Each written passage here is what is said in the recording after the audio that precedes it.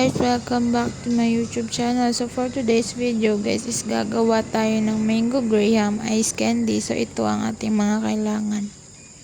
So una guys, dapat meron tayong jersey condensed na ang flavor ay mango. Pagkatapos 5 piraso ng cornstarch at ang ating graham's biscuit. Tapos asukal or white sugar. So, ayan na guys, prepared ko na lahat ng ating kailangan. So, una natin gagawin guys is dudurugin natin ang graham biscuit.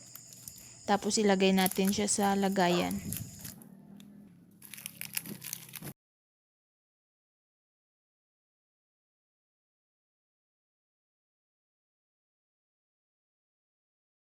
So, next guys is maglalagay tayo ng tubig sa baso.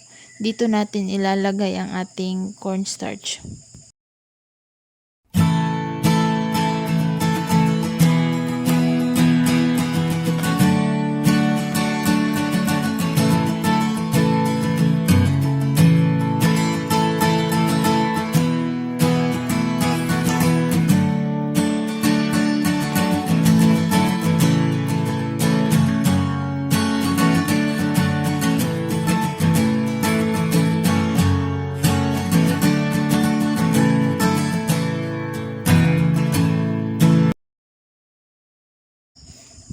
Next guys is i-open natin ang ating condensed flavored na mango.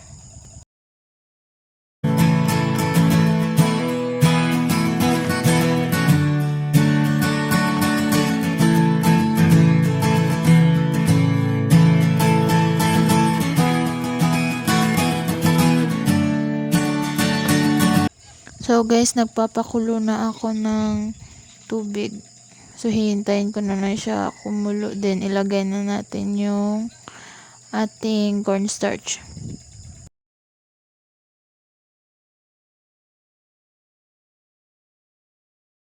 So, yun na guys. Nilagay ko na ang cornstarch at haluin ko na lang siya ng mabuti. Then, after that, tatakpan. Then, hintay tayo ng mga 30 minutes. Ilagay na natin yung ating condense. So, ilalagay na natin ang condensed na mango flavor guys. Pagkatapos nyan is imimekos-mekos natin.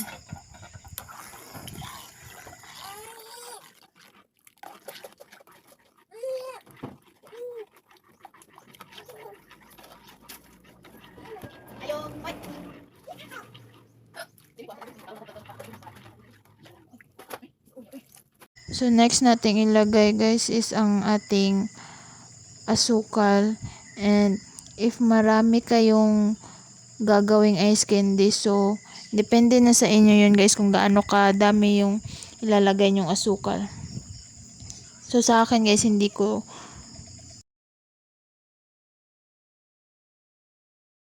after malagay yung asukal guys, haluin mo lang siya ng mabuti para ma-dissolve yung nilagay nating asukal.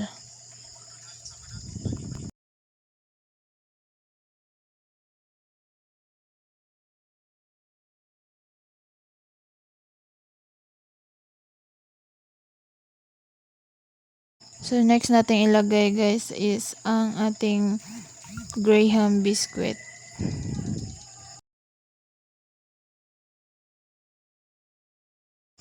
After malagay yung ating graham biscuit guys, hahaluin mo lang din siya ng mabuti hanggang sa mag-mix na lahat. Then after nun, isasalin na natin siya sa ibang lagayan.